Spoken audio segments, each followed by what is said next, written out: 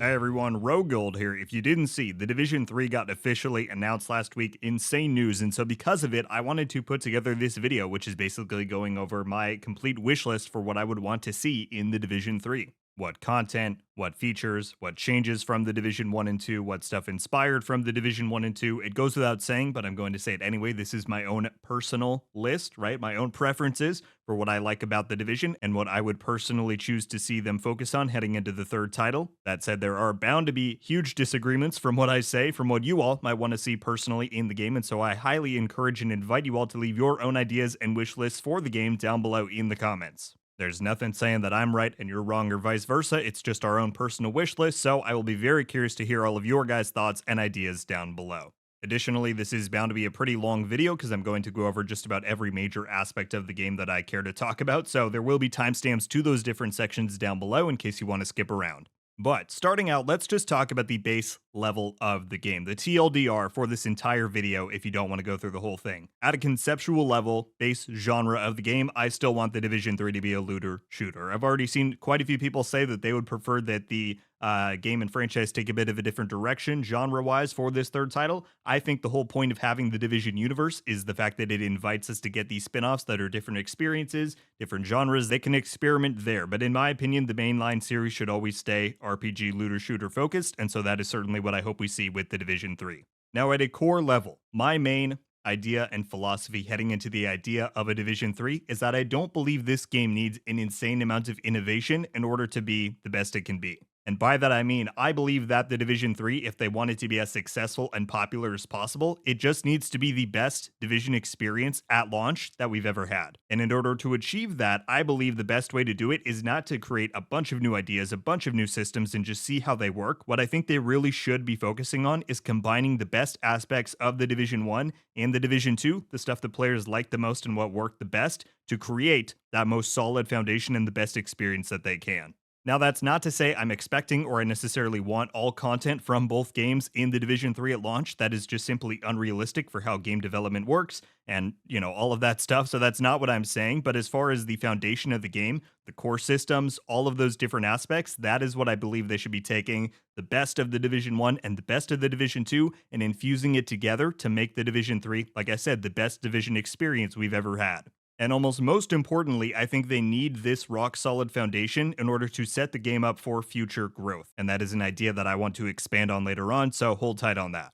Before we get super specific, I do want to list off a few general features that I would definitely like to see in the game. The first one is one that I think almost everybody agrees on and has already pitched to this point, and that is the idea of cross-play and cross-progression. Now, fortunately, in my opinion, this isn't something we even have to think about. I think it's pretty much a guarantee that the Division 3 will have these two things. The devs have previously stated that the only reason the Division 2 did not have these systems is because at the time it was developed, which was, mainly 2017 and 2018, it was not quite yet a standard in the industry. It was still on the up and coming. However, now pretty much every big live game that has been developed more recently has these features, or even older ones have gotten them added retroactively. So I think especially given how much Division fans have talked about this over the years, it is all but a given that the Division 3 will have these things at launch. But yes, I absolutely am in the same camp and I do want to see these features present. Another thing that has certainly been talked about a lot over time, but I agree would be really cool to see, is an API, I believe they call them, which is basically the ability for either Ubisoft or independent developers to make a mobile app that is connected to the Division 3.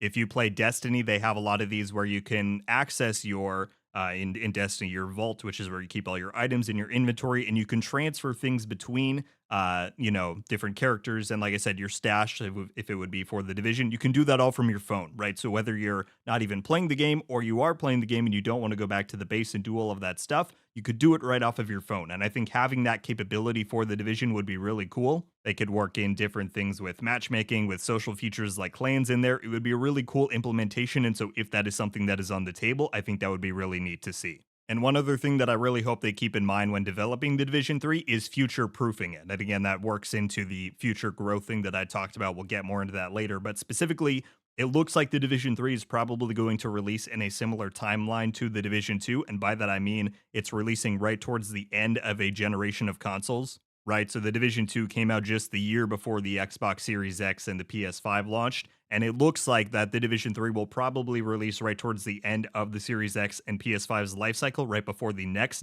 generation of consoles. Now, that doesn't concern me as much as it did for the Xbox One and PS4 because these current consoles are very powerful, and I think it can sustain the kind of technological things that I think they will want to put into the Division 3. But simultaneously, I think it's very important that they build the foundation of the Division 3 to be able to scale up to that next generation of hardware and technology once those next consoles are available in some ways that I feel like the Division 2 wasn't quite set up for. All right, so those are some more high level features. Let's talk about the basic premise of the Division 3. Now, talking story wise, I think it is all but impossible to kind of predict or give any kind of an accurate guess as to what I would want the story to be in the Division 3 because we just have so much left to go in the Division 2, right? We've got minimum 3 more seasons ahead of us. We don't know how much the DLC is going to tackle in story. We don't know if we get a year 6 or 7 how much those might cover. So story-wise, it's very hard for me to say what I would want to see from the Division 3. However, what I can talk about is the location and setting and season. I'm pretty sure that at least 95% or more of Division players want to see this thing set in the winter, or at the very least implement a new system in which the game could rotate through seasons, either to mimic the real life calendar of seasons in the game, or just to, periodically change it update after update. Meaning maybe the Division 3 would start in the winter and then it goes to the spring, summer, fall, back to winter, that kind of an idea. That would be really cool to see. Honestly, I don't care if it's that or if it's just winter, but I think the Division 1 setting was so popular, so iconic, it created such a great atmosphere that they would be silly to not return to that, given how much people have begged for snow and winter to return to the Division 2 for years now. So that's a big one. Additionally, the location, this has been a huge point of conversation already since the announcement of the game. There's a lot of talk of if the Division could go international to Europe or somewhere else. A lot of people say that's not feasible story-wise. I highly disagree. I think there are many reasons and story setups they could give for why we would need to leave the US mainland, to tackle some sort of mission, specifically since Natalia Sokolova has talked about how her goals are global. Like, if she leaves the US, are we just going to give up and then she takes over the rest of the world and eventually we crumble because we can't do anything? No, we're going to go after her. That said, there's a million different locations that could be awesome. Paris, Rome is one people have talked about. I think that would be cool. Tokyo would be incredible. Can you imagine Tokyo in the winter with the Division setting and just general structure? That'd be so cool. But if they stay in the US, which I think is the most likely, my 2 top picks are Chicago or Boston. I think those would really emulate the same kind of feeling we got from the Division 1, which is what a lot of people have said they wanted, myself included. And if they do make it in the winter, which I hope they do, both of those cities I think would work very well, given they're both, in the northern half of the states. You get my idea. Chicago or Boston, if they stay in the US, are definitely top picks for me. But even disregarding story, I think one idea that I would like to see expanded upon is the progression of the state of the world, meaning that the Division 1 was very much featured in a dying city, right? The pandemic had just been ravaged across everywhere. There were huge amounts of population loss, right? It was a very empty setting. The Division 2 is more about rebuilding. You see these settlements cropping up. There's more patrols of people going through the streets, but it's still somewhat empty. I think it would be really neat for the Division 3 to showcase a bit more of a populated city and show a bit more of the rebirth of society. So whether there are certain elements of the city functioning again, an idea that I had a while back is that maybe the Division 3 takes place in a city that the Black Tusk have kind of taken control of, and they're trying to, like I said, emulate society functioning again. That opens the door for things like an enemy faction that wants to bring on the second coming of the green poison and unleash it upon this new society. You could also make the Dark Zone kind of like the city's prison, where if you go against the Black Tusk's law and order, they just throw you in the Dark Zone, no questions asked. And that is why it's such a lawless place, because all these people are just thrown in there. There's a lot of cool ideas there, but wherever it is and whatever the story setup is, I think the idea of showing the city and just society as a whole trying to come back more and more, that would be a cool thing to explore.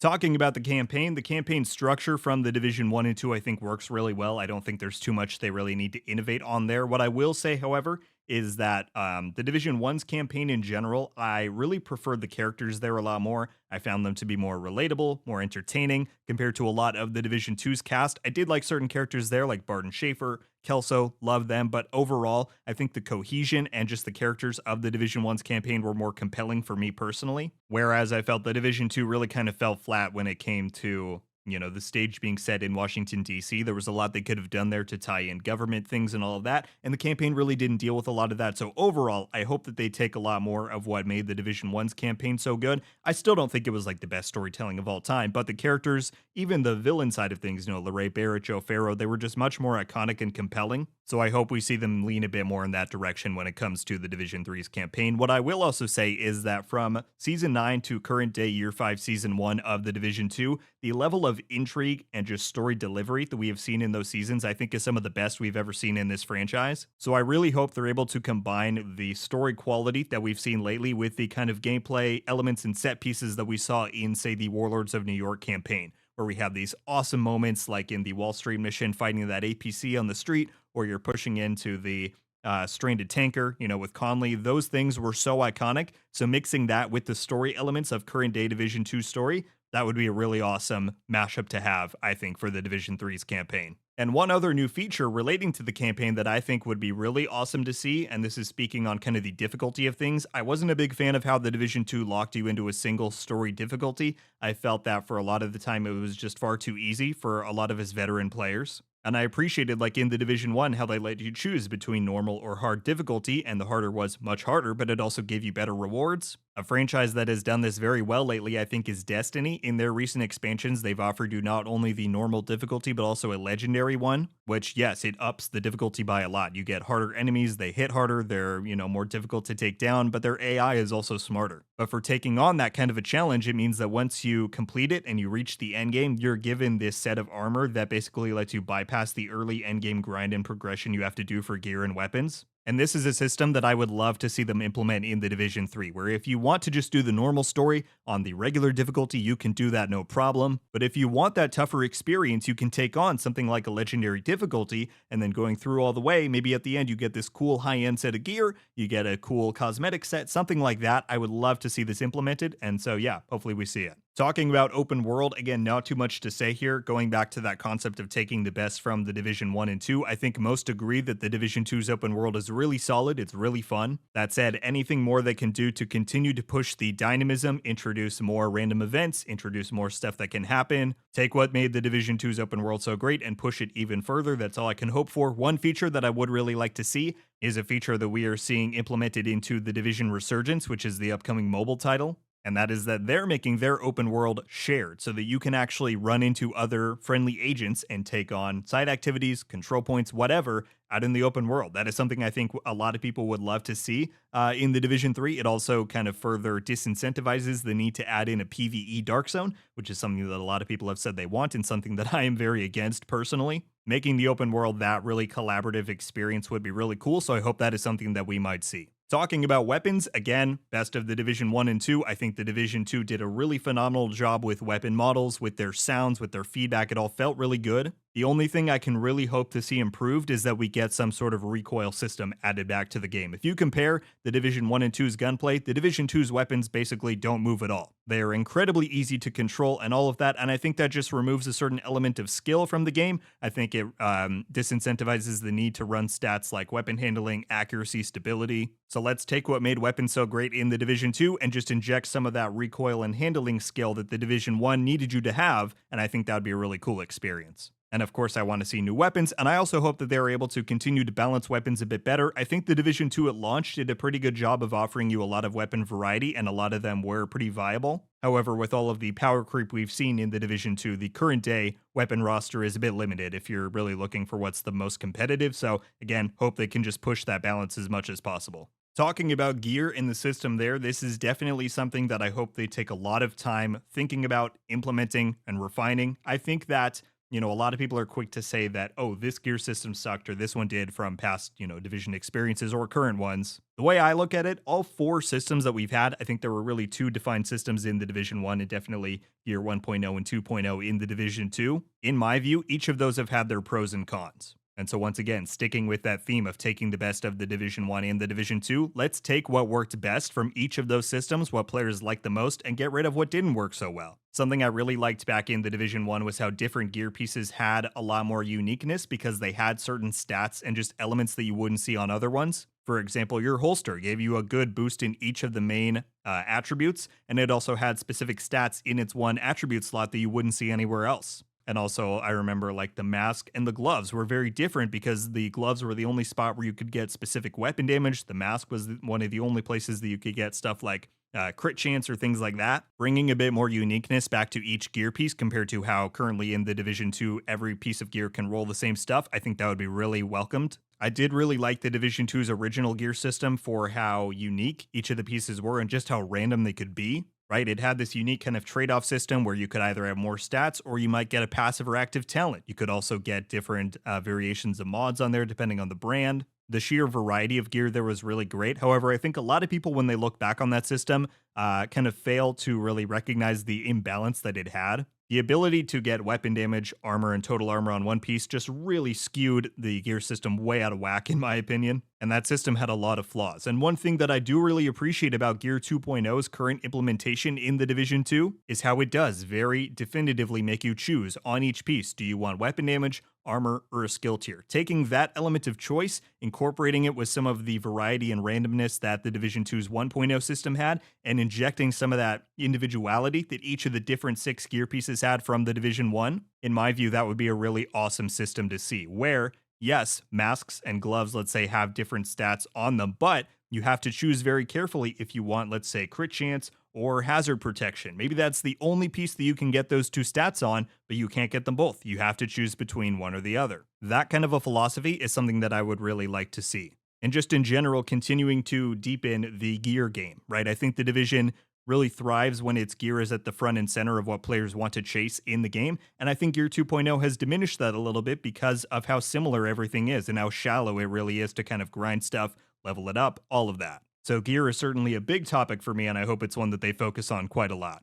Talking about skills, not too much to say here. Obviously, I hope we see a good curated collection of the best ones from the Division 1 and 2, as well as a few new ones. One element, however, that I would really like to see them return to and kind of expand upon is the concept of overcharge that we have in the Division 2. It was something we got in Wony, but I think because the team size, reduced so much shortly after that, they never really got a chance to make it what it could have been. But I think overcharging skills is a really neat concept and something that they could do a lot with and have a lot of creativity with if it went even further. So that's something I hope to see them pursue in the Division 3. Talking about movement and health, this is a big one, but again, something that I really go back to that idea of taking the best from the Division 1 and 2. I really enjoy the fluidity and speed that we have in the Division 2, right? If you have, let's say, a street with overturned cars and upright cars and barriers and all these things, you can get through that environment very quickly and very fluidly. At the same time, I really like the snappy and responsive animations and just the overall animation style that we had in the Division 1. So I think combining those two would make a really fun and engaging system. So that's kind of something I'm hoping to see. And regarding health, this is obviously a very big one because the Division 1 just had a health bar, whereas the Division 2 had health and armor. Personally, I find the culmination of health and armor in one, system to be rather unnecessary and kind of complex. And, current day, health means nothing in the Division 2. It means absolutely nothing. There is nothing tying into it. I know they tried to do some stuff with that back in year 1, but I think having 2 separate bars is just really unnecessary, like I said. I know one of the reasons they said they shifted to that system was to allow you to see either enemies in PvP or allies in PvE, how much armor they had, because you could physically see their bar changing. That is a system that you could very easily put to a health bar, right? It doesn't have to be an armor bar. And I think just having one singular segment of survivability, right, of health is a more streamlined and preferred way to go for me personally. This also opens the door for burst healing to return. I know this is something that a lot of people, it's been a very controversial topic, let's say, over the past many years. I don't need burst healing to be as crazy and as unhinged as it was back in the Division 1. However, I'm not a big fan of how the armor system and the armor plating system in the Division 2 contributed, especially to PvP. What I think a good middle ground would be is just to really drive animation-based healing, meaning that when you pop a medkit, let's say, that's going to contribute to your health bar, it doesn't need to be an instant pop that you can do while you're ADSing and shooting, right? That's a lot. But let's make it so that you can use the medkit while you're moving, and then it takes, like, let's say, a 1-second animation where your character very visibly puts his gun down, raises up a, injection needle or whatever, and sticks it into his arm. That's a very clear, defined animation that can deliver a good burst healing system, but it also just reintroduces that element of skill and timing back to healing in the Division. It's something that I think the Division 2 lost a lot of, and just reintroducing these different things that create somewhat of a skill ceiling, both in PvE and PvP. It would be very welcomed. I think it was just a more fun system overall, and I hope it's something we see in the Division 3. Talking about PvE in general, again, greatest hits from the Division 1 and 2, I think the majority of people agree that the Division 2's PvE was way more fun and way more engaging than the Division 1's. So I hope they take what worked well there and continue to push it even further. The armor system they developed for enemies, where it kind of mitigated some of those complaints about bullet sponginess because you could see the physical armor that you were chipping off of different enemies, and chipping off it on different parts of the body would make them react differently. I think that's a phenomenal system. I continue to enjoy it to this day in the Division 2, so I hope they again take that and evolve it. Additionally, the way that they handle weak points and interactivity on enemies in PvE in the Division 2 is something I love. An example I always give is the Riker Heavy unit. The way that you can either flank around him and shoot the tanks on his back, or even try to do it through his visor or over the shoulder, or you can shoot the points on the front of his shield and that will send a blind effect back to him. Or you can just shoot through the visor and try and break his helmet and kill him that way. The different ways you can interact with that one singular enemy is so cool, and I hope that is something that they continue to, like I said, just push more and more in the Division 3. Talking about PvP, oh boy, a big one, right? A controversial one. I've already seen many people say that they think the Division 3 should drop PvP altogether because it's, so problematic, this and that. Of course, I'm not going to agree with that viewpoint, as I love PvP. It's my favorite thing in the Division. It's what got me hooked on the first one in the first place. And as Julian said in the Division 3 announcement article, PvP is at the core of the DNA of what the Division originally was in that trailer all the way back from a decade ago at E3 2013. So I absolutely want to see PvP in the Division 3. If it's not there, I'm going to be very sad, and it probably would be my least favorite Division game just based off of that. But that said, what can we do to make it good in this game? Well, again, taking that same concept, I think the Division 1's PvP was a lot more preferred by a lot of people. So let's go back towards that style. One thing that I think really made PvP go downhill in the Division 2 was the fact that they very clearly designed it and the Dark Zone, which we'll talk about in a moment, to cater more towards PvE players. And the simple fact at the end of the day is that there is very little, if anything at all, you could ever do to entice a PvE player to want to play PvP. They just don't want to. It's not their preferred experience, and that is completely okay. PvP does not need to be the core focus of the Division 3. I wouldn't expect it to be. PvP has never been that within the Division, but it deserves to exist in such a way that the people who do enjoy PvP enjoy playing it. And like I said, I don't think I really need to explain that a lot because it's really just the style that it was implemented and existed within the Division 1. Specifically, the 1.7 era is what myself and many agree was the best PvP ever was in the Division. Just go back and watch videos of how that was, and let's implement as much of that as we can. One core element that I think will really help make PvP more balanced in this iteration of the Division is the idea of counterplay. Whether you want to build a crazy status effect build that can, do tons and tons of damage, that's great, but let's implement some safeguards to make that not so overpowering. Like if you burn to death and all of a sudden your character goes into the down state, let's make it so that that cleanses all status effects when you go down. So your team actually has a chance to revive you, and that way the infliction of a status effect isn't a guaranteed death sentence. Conversely, current day Division 2, you can build builds that go up to like 200% crit damage with just so much weapon damage built in. Let players put crit resistance on their gear, or have a certain skill that gives you crit resistance so that you can try and survive some of those super lethal weapon damage builds. Right? It's not about limiting how crazy the builds can get. It's about implementing fair counterplay options that give players the chance to survive some of these crazy builds and wild ideas that players come up with, because that's what makes PvP fun, and it's what makes the Division fun. Alright, and one final extremely essential component to making PvP successful in the Division 3, in my opinion, is to either have a dedicated team or make a dedicated effort before launch to creating alternate variations of every talent in the game for PvP. Now that sounds like a lot of work, and I get it, but I guarantee you it will save so many headaches after launch. Just think of what we've seen in the Division 1 and 2. This exotic doesn't have a PvP variant, and therefore it's dealing PvE damage and it has to be adjusted. Or this talent works great in PvE, but it's way too strong in PvP. And I'll give you two examples of this that actually work really well in the Division 2. The Unbreakable talent on gear in PvE, it gives you, 95% of your armor back when it breaks. In PvP, that is automatically brought down to 50%. Now, I have my own personal gripes with Unbreakable, but I think that is a really phenomenal example of why this is such a needed thing. Because it retains the essence of what the talent is, of what it does, but it brings it to a much more acceptable and balanced level for PvP. Another example, the Sweet Dream Shotgun. In PvE, it makes it so that any red or purple bar enemy that you melee will automatically die, regardless of what their health is. In PvP, they make it so that an agent has to be below 20% of their armor for that same effect to take place. Again, the talent retains its concept, it has the same idea, it's just balanced for PvP. If we had a team, or like I said, just a dedicated effort to go through and do that for every talent in the Division 3 prior to launch, I guarantee you it will reach such great levels of balance and fun and be much closer to that 1.7 era of PvP that we saw in the Division 1 that I was talking about was so great. So I really, really hope this is something we can see.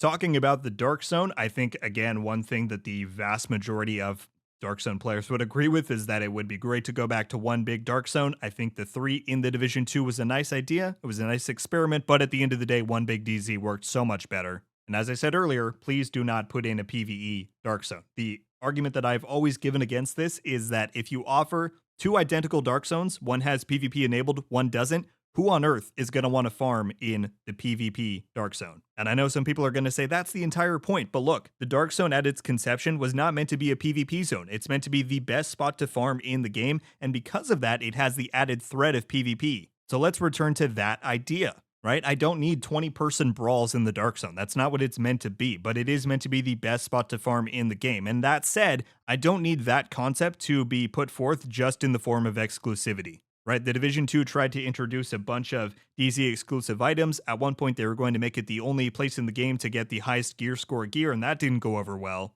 PvE players feel left out when they do that, and I certainly understand that. But again, I don't think the answer is to make a PvE Dark Zone. Rather, let's put the appeal of the Dark Zone into efficiency over exclusivity. And one great example I can give there is current day Division 2. Currently, exotic components in the Division 2 is a highly desired endgame material, and the Dark Zone is the best place to farm it. You have a 25% chance to get it from any Dark Zone chest you open, whereas in the open world, you only have a 10% chance from control point chests. That is a phenomenal example of how you can make the Dark Zone worthwhile and make it worth taking on the risk of PvP without just pumping it with exclusives that make other people feel left out. So give the Dark Zone in the Division 3 the same quality of loot drops as everywhere else in the game, but give you more of them, right? More reasons to play the Dark Zone because you're taking on the risk of PvP. Make it so that you get more endgame materials at a higher rate. That kind of stuff I think is going to make the Dark Zone feel much more organic and fit much better into the Division 3's endgame without making all of these PvE players feel left out and feel like they need to beg and beg for a PvE Dark Zone. Especially if they make the open world shared, like I was talking about earlier, that should give the same experience that the Dark Zone gives, the same collaborative effort, while still allowing the Dark Zone to retain what it should be, which is that you get extra reward when you're taking on that added risk. Talking about the endgame, we have a few scattered concepts here, but let me just go down the list one by one. First off, targeted loot is a feature that I think was really popular and still is in the Division 2. However, I believe that it has kind of become too commoditized to where the fact that it's in every section of the open world, plus you can choose your own in these game modes, it just doesn't feel as special or as necessarily impactful as it used to be or it should feel. And so what I think they should do in the Division 3 is retain this concept, however, reduce and administer more value to it in specific places. One example, the Dark Zone. Again, ways to add relevance to the Dark Zone without just pumping it with exclusives. Let you choose your own targeted loot in the DZ and then, not have it available everywhere in the open world. That would be one really great way to make the Dark Zone more worthwhile. And then beyond that, I think implementing it into further game modes that we might get in the Division 3 is still a really good path forward. It gives them more relevance, gives you reasons to replay them, and they're always focused on replayability. So I think that would be a generally good system. As far as projects go, I think projects are a really great way to give daily and weekly incentive to, further play the game. I don't feel like the ones in the Division 2 are currently as great as they could be. I feel like there's even more relevance they could give to them. I also have pitched the idea before about how a physical project board in something like the base of operations or wherever could make it a more centralized feature and a more important one. So I hope they continue to lean into projects more and more. Additionally, materials is something that I didn't used to really care about or value very much, but as I mentioned earlier, the exotic component system and grind that we currently have in the Division 2 is one that I've actually found myself falling into quite a bit. I don't think you need, dozens and dozens of different currencies and materials in the endgame to really make a compelling system, but what is interactive and engaging, in my opinion, is having these more rare materials that are important for progression or whatever else is very valuable for creating player retention and making them want to go out and play different types of content. So whether it is exotic components or something else, I think having those valuable materials is a really great way to create player engagement without having to just continually pump out new items and exotics that might not necessarily be sustainable. Now, the big one, I did say at the start that I don't think the Division 3 needs insane innovation to be the best it can be, but the one idea that I will give, because I think a lot of people have agreed that this would be a really cool system to see, is that once you hit the end game, maybe based on what the story contains, is that having the option to stay as SHD or go rogue would be a really cool feature. This introduces ideas like having 2 different base of operations for the end game. This introduces the idea of having different vendors that maybe have different stocks. It also could let you switch out your AI, right? Maybe you have Isaac or Anna, depending on which faction you're with. That would be really, really cool. And not only would it introduce ideas like having different interactions out in the open world, but you could also then give greater incentive for people like myself who only ever really have one character in games like these. Some people like to have four for various reasons. I'm somebody who usually just sticks with one. But if there was a system where you could either have an SHG or a rogue character, you best believe I would have two characters and one of each. And so it could, create even further incentive for people to play the game more and more. So whatever it might contain, that kind of a system of allowing you to stay SHG or go rogue would be really, really cool. And I think would bring a lot of people back to the Division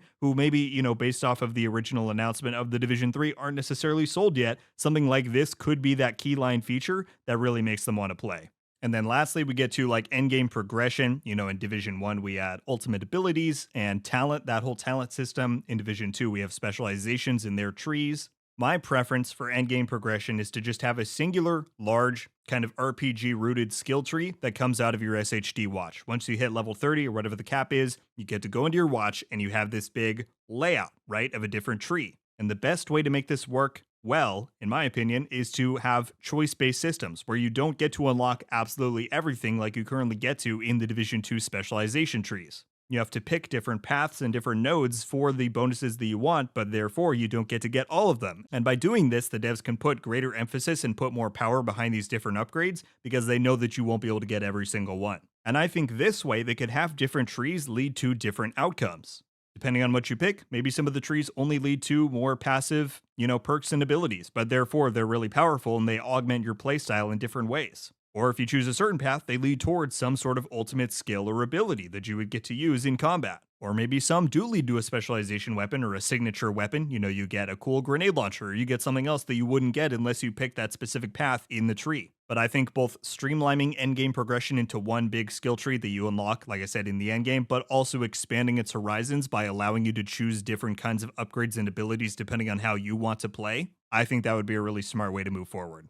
Let's talk about content beyond the campaign. Kind of what does the end game of the Division 3 have to offer, or what do I want to see? Again, I know some people are going to say they want to see every single activity and piece of content that the Division 1 and 2 ever had rolled into one. That's not realistic, I'm sorry to say, but it also, I don't think, would create the compelling kind of experience that the Division 3 has to offer, which is that by focusing on more curated experiences and more core experiences, it allows you to create a better kind of economy of an end game, if that makes sense. So if it were up to me, here are the main things I would focus on. Obviously, we have stuff like the Dark Zone and PvP, that's kind of a given. As I said earlier, put more and more emphasis on the open world, make it as dynamic as possible, make it rewarding, make it fun to explore and go play in. As far as that pinnacle kind of content, of course, we had incursions in the Division 1, and they're soon coming back to the Division 2. We also had raids in the Division 2. This will be controversial, I know. I think we should go back to just having incursions. Now, don't get me wrong, I love raids. I've gone on record before, and I still believe that raids are one of the best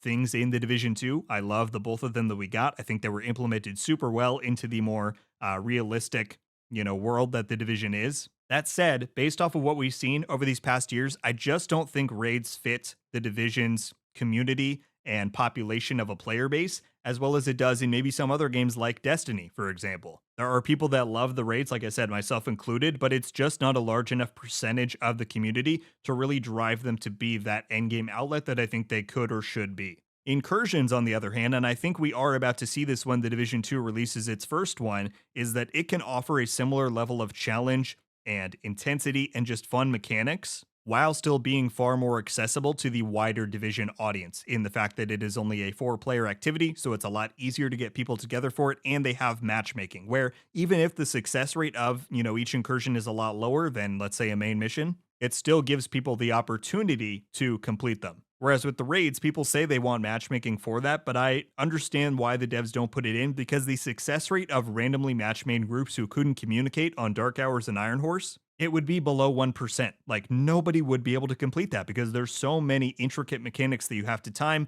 you have to communicate about, it just wouldn't happen. So because of that, I think the Division 3 would be much better off focusing on having a lot of really solid incursions, really well fleshed out ones, and allowing that to be that 4-player pinnacle endgame mode. They can still be challenging. They can still have these cool mechanics, but just making it that much more accessible to so many more people, I think would be really beneficial for the Division 3. And of course, game modes is one big thing that obviously I think should return in the Division 3. A lot of people are going to say they want old ones from the Division 1 or the Division 2.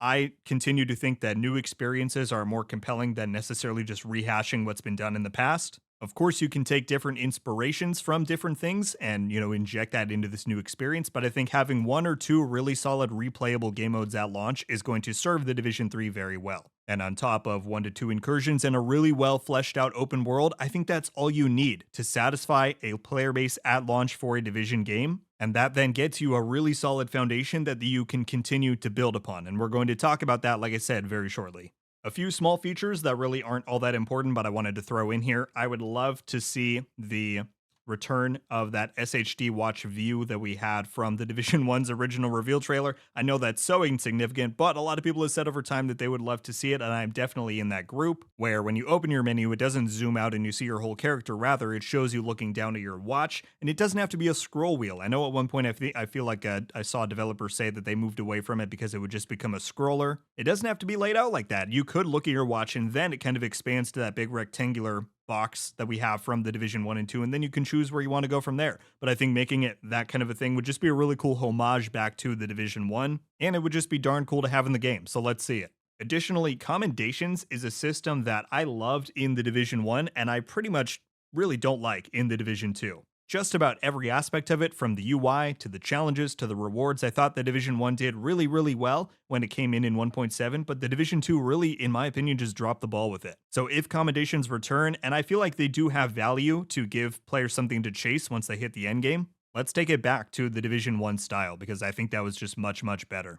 Now let's get back to that thing I've been talking about this entire time, and one thing that I think is pretty much essential to this whole pitch of what I think the Division 3 should be, and that is having a actual laid out long-term plan. And by that I mean, what we saw happen with the Division 2 was that I feel like there were ideas in there for some sort of a long-term future, but once Ubisoft saw that the sales didn't hit what the Division 1 did, which was pretty unrealistic in the first place because the Division 1 broke records across the board, they basically deprioritized it immediately, right? They started to pull different resources. They allowed Wony to happen, which I'm grateful for, but at the same time, they had confirmed Star Wars even before Wony launched. They expected Wony to not do well, and then when it did, they were kind of like, well, what can we do? Because we've already pulled so many people off of the project. So like I said, one of I think the most essential components for the Division 3 is launching with a plan for the future. Now, if the game flops and it doesn't sell well at all, then you don't have to stick with it. But having, I would say, minimum a 2-year plan of having 2 expansions come out, both, 1 year after the launch and then 2 years,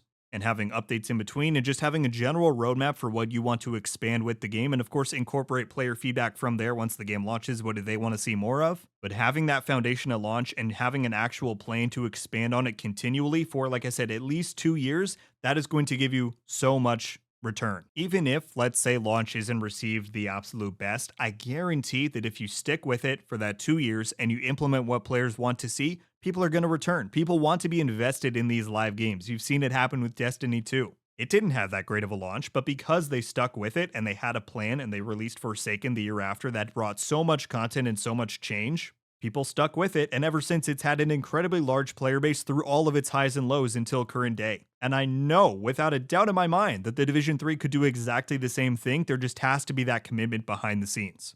And I'm hopeful that there will be, because they're installing Julian into this oversight position for the entire Division brand. I think Ubisoft has finally realized that the Division can be really successful. I just really, really hope they're willing to put the money where their mouth is when it comes to the Division 3. And like I said, I think that is a very essential component to make this game successful. Alright, now before we close out, I wanted to throw this section in at the end here that I'm calling experimental ideas, where despite at the start of this video where I said that I think the Division 3 needs, very little innovation to really be as successful and big as it can be, I do think that some of these ideas I want to pitch here could be neat, although they are quite a departure from maybe what we've seen in the past with the Division, but let me know your guys' thoughts on them. Now, the first one has to do with armor, and this is pretty drastic, but I want you to hear me out. So across the Division 1 and 2, armor builds have caused, I would say, easily the most imbalance across both PvP and in PvE. In the Division 1, think about the classified sets, how Striker and Nomad and Predator all rewarded you for investing into stamina, and they often gave you damage bonuses because of that, which just made everybody a walking tank. And in the Division 2, think back to the armor regen meta, where armor regen gave a percentage base of your armor, and so if everyone is able to build a bunch of armor, they're able to unlock talents because we got rid of talent requirements that give you a lot of damage. Once again, you have people running around who are all but unkillable, but they still deal a lot of damage. So here is, again, what I think is a pretty drastic solution to that. But honestly, I've thought this through. I think it would be quite fun and quite entertaining as far as keeping the game more balanced, fun, and just a different iteration of what we've seen before. And that would be to move all core armor gains to skills. Meaning, yeah, you would no longer be able to roll direct armor onto your gear. Meaning that pretty much every agent in the Division 2's endgame would more or less have the same amount of health or survivability. In terms of PvP, this would create a much better time to kill, a much faster one, which I think is what a lot of people want to see return, kind of what we had in 1.7 with the Division 1, like I've been saying. It would absolutely lessen the amount of chicken dancing because a lower amount of survivability would make people want to consider their actions a lot greater and probably not run out in the open for extended periods of time. But simultaneously, it would also give the devs a lot better control over the balance in PvE. Because once again, like we pointed out with those past examples, there would be nobody walking around who is just a literal tank who can still deal a lot of damage. That's the key point here. It's to remove that ability to deal bunches of damage while you are still a tank. But like I said, moving armor to skills, what would that look like? Well, it would involve creating some new defensive-based skills. One specific one I had an idea for is to be able to, you could even call it deployable armor. Have it be something, a pack you carry on your backpack, and then, Iron Man 2 style, when he's on the raceway, you put it down and you just open it up and you deploy this armor onto yourself. That could be a more personal-based skill, or for group play, you could also reintroduce something like Smart Cover from the Division 1, which allowed you to buff up certain pieces of cover to give you more defensive-based bonuses. And what this would do is still allow you to become a tank, right? That playstyle wouldn't go away, but it would significantly limit how much of those armor give damage headaches that we've had in the Division's history, while also much more narrowly focusing in when the tank fantasy comes into play during combat. And thinking back to that deployable armor type of skill that I talked about, that could be a really brilliant way to transfer that chipping armor system that we've seen NPCs have in the Division 2 onto players. Right? Imagine you do that and all of a sudden your head, chest, your legs, your arms, they all have these chippable armor plates that, either in PvP or in PvE, those can get chipped off, and then you have certain weak points there that enemies can target to try and deal more damage and break through the literal tank that you've become for that limited period of time. Talk about realism. They tried to do that with armor plates in the Division 2. That's realism, is having somebody who wants to be super tanky have to deploy full body armor and then walk out into combat. And that's not to say that you'd have to fully eliminate, secondary defensive perks like hazard protection or explosive resistance. Hell, you could even have a dedicated damage resistance stat, but make those secondary attributes things that are much more limited on gear pieces. And fitting into that idea that I talked about earlier with gear, making it a choice-based system, make the player make that, difficult choice between something like 10% damage resistance in a meta where everybody has similar survivability. They have to choose between that or something like 30% crit damage, and maybe that's the only place you can get those two stats. So I don't know. Like I said, it's an experimental idea. It's a bit out there, but I think it could really create a lot more balance and just a new kind of element to the Division, and I think it could be pretty interesting. Let me know your thoughts on that. The other one that I've thought about for quite a while, and while I do think it would be interesting to see in the game, I'm not sure how big of a fan the devs would be of it, and that is to transition the Division's base campaign from being a looter-shooter RPG deal to just being story-based. So think about it like this. The ratio for development time that developers spend on the 1 to 30 experience in these games versus how much time they spend on the endgame is, I would say, almost the complete antithesis of the player time spent ratio. Right? The devs spend literal years of their time making that 1 to 30 experience feel great, have the right amount of loot, have the right amount of scaling, all of that. And mostly what we see with these titles is that the end game is more of an afterthought, and it's something that they continually expand upon once the game launches. Compared to players, once they finally sit down and play the game, they blow through that 1 to 30 experience in 2-3 days, and then they're spending the rest of their time for possible years and years in the end game. So imagine if that was flipped, or at the very least, the devs could focus their time into making that looter and RPG experience as solid as it can be in the endgame, and the story team could just focus on making the campaign as great as possible. Right? Have the story be the same gameplay, the same everything, but you just give players a selection of guns they can choose from, and they're going through these missions and progressing towards the endgame. And then once you hit the endgame, that's when the looter and RPG side of the game opens up and you start doing all of that stuff. Now, like I said, I doubt that any developer would be a fan of this idea at all because that probably sounds like a complete nightmare for them. Because realistically, the whole point of having the 1 to 30 experience is to be able to acclimate the player on the different systems that the game has, right? There's a reason that you go through these different rarities of gear. You're learning what brands are, you're learning how to put pieces together, what different weapons do, modding, all of that. And so if you don't have those elements along the way in your campaign experience, and suddenly you get to the end game and all of that is dropped onto you at once, players like ourselves would be fine with that, but for somebody who's brand new to the genre, to the franchise, whatever, they would feel completely lost and completely underwater. So I understand that. Again, that's why I say this is more of an experimental idea, but I do think it is pretty crazy how much time the devs spend on that 1 to 30 experience when, for all of us who have played the Division 2 for, going on 5 years now, the amount of time that we spent in that experience is less than a fraction of a percentage. You know what I mean? So just something to consider. Whew. Okay, everybody. That is it. I think that is the entirety of my wish list for the Division 3. It is a culmination of a lot of ideas that I have had over the years. Don't think that I came up with all of this in the last, 3-4 days since the announcement. That is not the case. I think about this stuff quite a lot because I'm clearly very obsessed with the Division, but now that the Division 3 is real, which is still incredibly surreal to say out loud and think about, I actually get to channel all of those ideas into this video, and it was very fun to put together my own personal wish list for the Division 3. That said, this is the time where I want to hear all of your thoughts. You've heard my ideas, now I want to hear yours. If you had the keys to the Division 3, what would you be focusing on? What kind of new systems would you want to see added? What sort of things would you want to see evolved, eliminated, innovated on? Whatever your thoughts are, let me know down below. If you like this video and you want to see more content like it on the Division 3 in the years, which is a long time, but indeed leading up to the Division 3's release, then consider clicking that subscribe button. I'm in it for the long haul, and I am ecstatic for the day when we will finally get our hands on the Division 3 and see what the devs have decided to do with the next iteration of the franchise. But that is all I have for today, everybody. Thank you all so much for watching that incredibly long video, and I will see you in the next one. RogueGold. Ow.